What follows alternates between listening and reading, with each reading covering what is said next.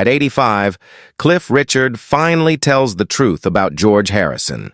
Cliff Richard was born Harry Roger Webb on October 14, 1940 in Lucknow, India, and became one of the most loved and long-lasting stars in British pop music history. When his family moved back to England after India got its independence in 1948, young Cliff saw how hard life was in Britain after the war.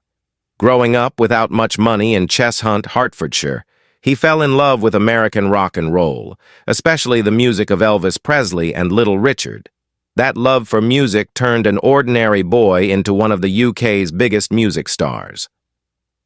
By the late 1950s, he was leading a music revolution that brought rock and roll to British fans before the Beatles even started. In 1958, Cliff Richard burst onto the music scene with his first single, Move It, a song that many people now call the first real British rock and roll song with its rough guitar sounds and exciting beat.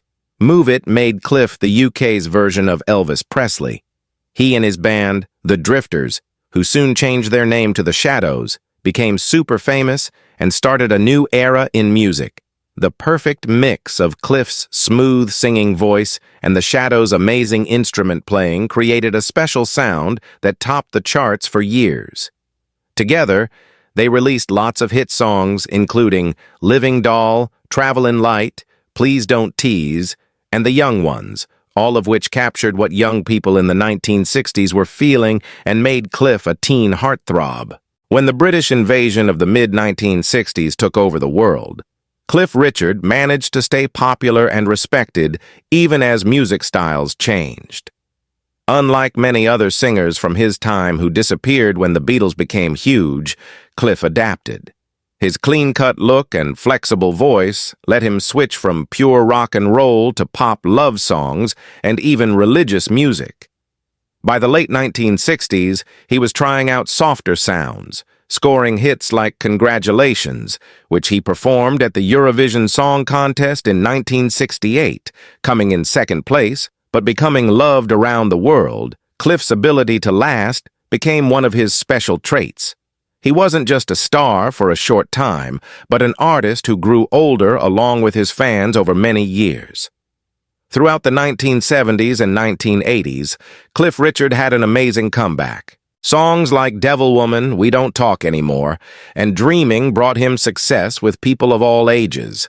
He stayed a regular on radio and TV, constantly changing himself while staying true to his wholesome, positive personality. His ability to balance his religious beliefs and showbiz set him apart. Cliff never used scandal or bad behavior to stay famous. Instead, his real love for music and his strong Christian faith kept him grounded, earning him respect far beyond just the entertainment world. In fact, when he became a Christian in the mid-1960s, it deeply changed his later work, inspiring several gospel albums and giving his career a moral guide that connected with millions of fans worldwide. Cliff's accomplishments are incredibly impressive. Over a career lasting more than 60 years, he has sold over 250 million records around the world, making him one of the best-selling music artists ever. He is the only artist to have had a top 5 hit in the UK in every single decade from the 1950s to the 2010s, proof of his ability to change and stay appealing. His awards include a knighthood in 1995, making him Sir Cliff Richard, the first rock star to get this honor. He has also received countless awards from Ivor Novello honors to Brit Awards recognizing both his musical achievements and his charity work. Beyond the charts and awards, Cliff has been a symbol of dedication, never giving up, and class. A man who managed to keep a perfect reputation in an industry known for scandals and wild behavior. On a personal level, Cliff Richard has stayed a very private man despite being famous for decades. He never got married, choosing instead to focus on his faith, friendships, and music.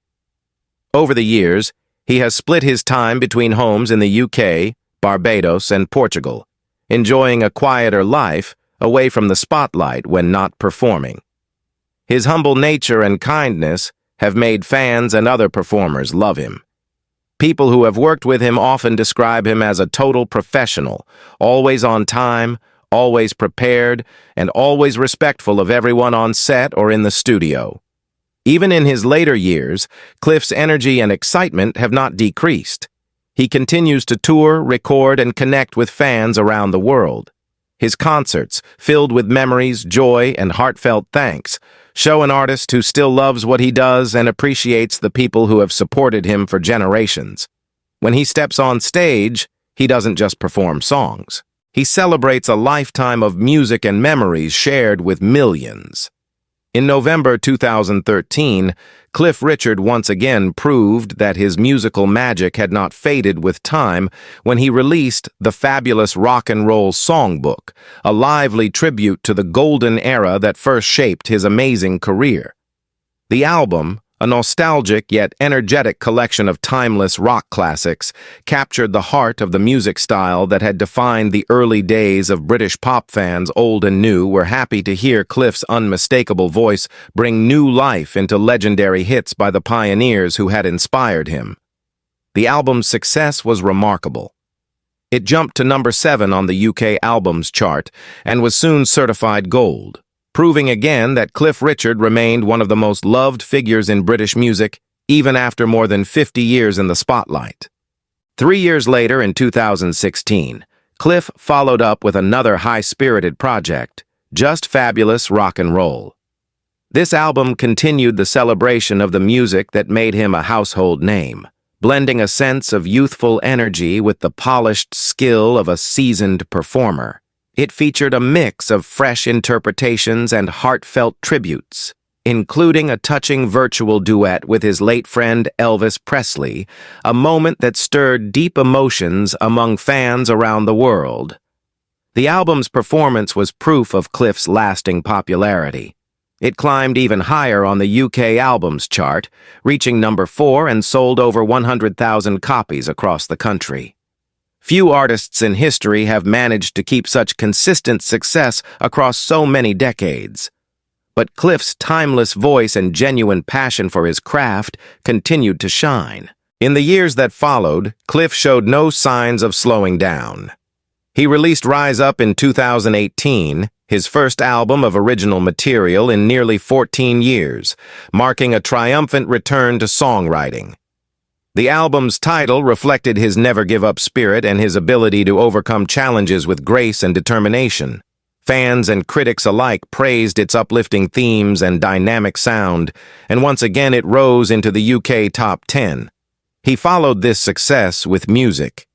The Air That I Breathe in 2020, a beautifully put-together collection that showed his versatility and deep connection to the songs he performs. In 2022, he celebrated the holiday season with Christmas with Cliff, a heartwarming album that blended festive cheer with his signature elegance and sincerity. Each of these releases proved that Cliff Richard's artistry goes beyond generations. His ability to reinvent himself while staying true to his roots has kept his music relevant, meaningful, and full of joy. More than 60 years after his first song, he continues to chart in the top 10, a feat few artists in the world can claim. Through these later albums, Cliff not only honored the rich history of rock and roll, but also reaffirmed his place within it, standing tall as one of the most enduring and influential performers in modern music history. For decades, Sir Cliff Richard has been one of Britain's most beloved entertainers, a singer whose career has lasted over 6 remarkable decades. With a voice that defined generations and a personality that gave off warmth and grace, he became a symbol of lasting power in an ever-changing music industry. Now at 85, Cliff is looking back on his extraordinary life with newfound honesty and reflection, especially about his relationship with another British legend, George Harrison. Their paths crossed at important moments in music history, and the story Cliff now tells sheds light on a friendship that was far deeper and more complicated than most fans ever knew. George was one of the most quietly spiritual people I've ever met, Cliff revealed in a rare recent interview. He didn't talk about it much, but you could feel it in him, that calmness, that search for meaning that never left him. The two men met in the early 1960s when Cliff was already a superstar and the Beatles were still making their climb to fame. Cliff, backed by his band, The Shadows, had already helped pioneer British rock and roll, paving the way for groups like the Beatles. George, the quiet Beatle, admired Cliff for his early success and professionalism, while Cliff admired George's deep musicianship and humility. Cliff confessed that their first meeting was not glamorous. It was backstage somewhere in Liverpool, and I remember thinking how shy George was. He didn't talk much, but when he smiled, you could tell there was a lot going on behind those eyes. As time went on, their friendship developed slowly, rooted not in fame, but in a mutual respect for artistry and spirituality. Both men were deeply thoughtful, and while Cliff's faith was rooted in Christianity, George's journey led him toward Eastern philosophy and meditation. We used to talk about God, but from very different directions, Cliff shared. I was speaking from my Christian perspective and George was exploring Hinduism, but I think we both wanted the same thing: peace, love, and truth. He once told me, "Cliff, all paths lead to the same place if your heart is right." And I've never forgotten that.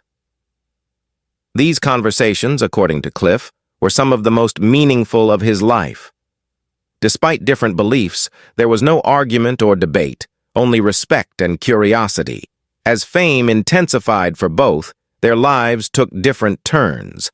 Cliff continued his long, clean-cut image, focusing on music that reflected his values, while George, through the Beatles, became one of the most influential cultural figures of the 20th century, yet Cliff always defended George's spiritual explorations. "People didn't always understand him," he said softly. "They thought he was being weird or running from fame, but he was searching for inner peace. That kind of peace is rare when the world keeps shouting your name." The two occasionally met during charity events and industry gatherings. Cliff recalled one evening vividly. "He played the sitar for a small group of us in the corner of a room, and I remember being absolutely mesmerized. It wasn't about performance. It was about emotion. He was expressing something so deep and so real." Cliff admitted that George's music changed the way he thought about his own craft, inspiring him to record songs that carried more personal and spiritual meaning. After George's untimely death in 2001, Cliff said he felt a deep loss. "When I heard the news, it hit me harder than I expected. George wasn't someone I saw every week or even every year, but his presence in my life was lasting. I admired him, not just as a Beatle, but as a man who stayed true to his spirit." Cliff also reflected on George's legacy of peace and love, qualities he believes the modern music industry has forgotten. He reminded us that music should come from the soul, not from the charts. "That's something I wish more young artists understood today."